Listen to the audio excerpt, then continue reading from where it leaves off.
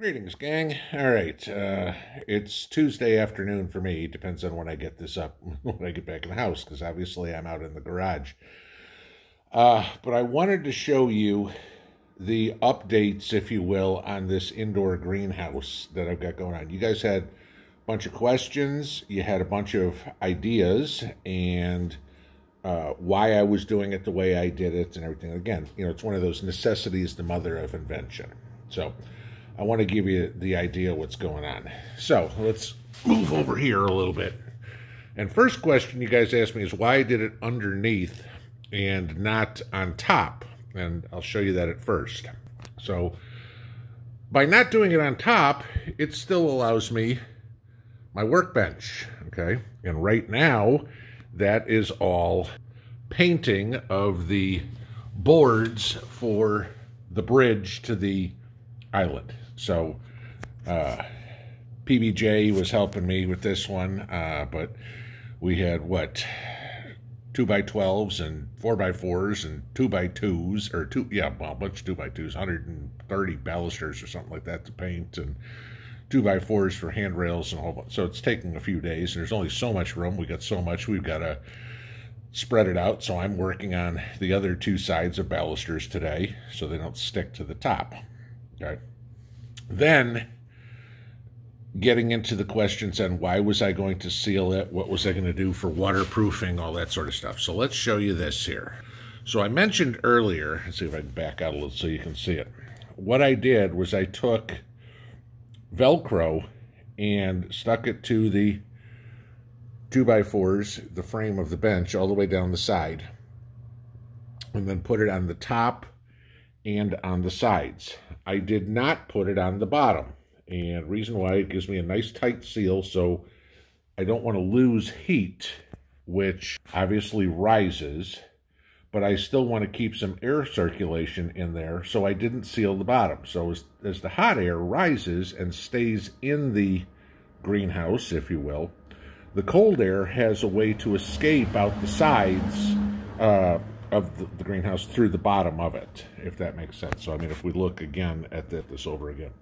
So it's sealed on the side, sealed on the top, so the hot air can't escape, but it's loose down here, so the cold air can. So then that brings to the next question, is what was I going to do to waterproof the wood underneath? And one of y'all had the suggestion, yeah, you're looking through the plastic, okay. But one of y'all had the suggestion of using some Mylar blankets. And I thought, hey, this is a great idea. They're reflective, they're insulated, and they won't tear. And at $2 a piece, they made for a great bottom surface. I needed 2 blankets to cover the entire 12x4 area. So now that's all waterproofed, so it won't rot the wood. And obviously the reflection is going to help for light-wise and insulation, so no cold air coming up from the concrete. And when I say insulated is helpful, again, we think about the temperatures here. And this morning when I got up at 6 o'clock, it was 26 degrees. So we've had below freezing temperatures. And again, remember, this is not a insulated nor heated garage. So I didn't come out here at 6 in the morning, but that's what it is. You know I have the greenhouse heater in.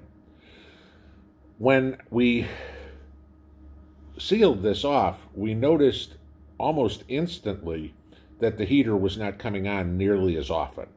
So that was a good thing. I was telling us it was working right there.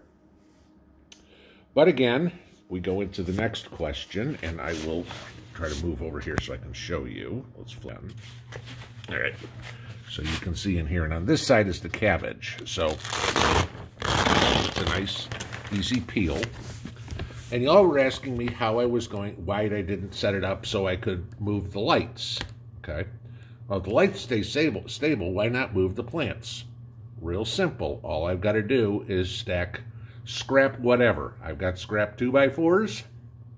I can raise the plants up on scrap 2x4s, and then just a piece of cardboard as a platform temporarily.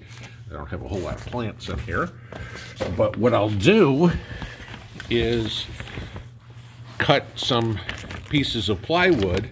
I could probably even use this cardboard if I want, because it's double thickness cardboard, as you can see right there, all right, and put it underneath each one of the heating pads so I can raise each plant or each group of plants to whatever level I need. Now, let's look at what our activity is. This is the cabbage, guys. And they are, I know it's hard to tell on the camera what height they are, but they're about, an inch high or so from the top of the soil in there. So that's all working well. And I've got them moved up so they're close to the light so they don't get too leggy. I could probably put one more 2x4 in there. But as I flip this back on over again, sitting on the floor, and let me seal this up. Close this back down. Bear with me.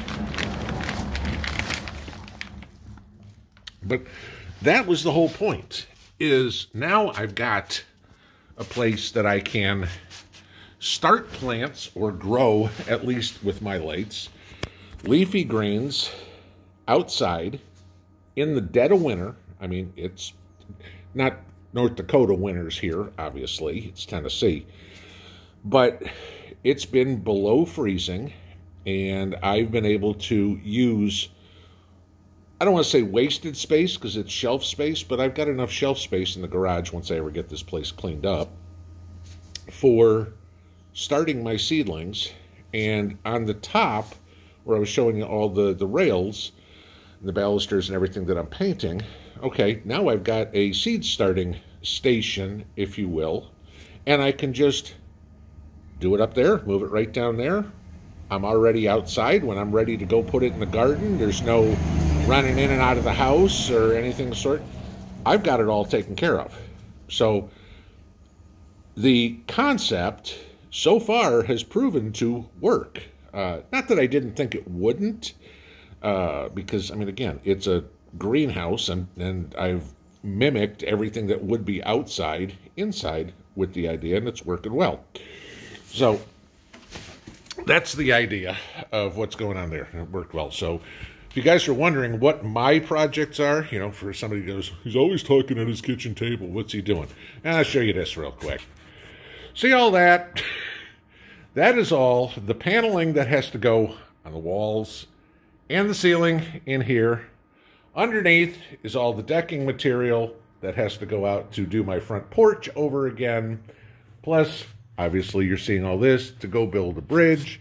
Yes, for all those naysayers every once in a while that like to come on the channel and say, you don't do anything, you just sit and talk at the kitchen table. Yeah, this is because this is the other crap I'm doing.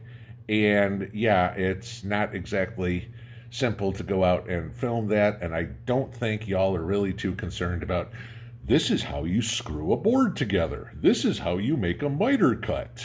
So yeah, yes, I actually do the things that I need to get done around here. You just don't see those all the time. But the greenhouse, a lot of you guys said, hey, that's a good idea. Tell me if it works.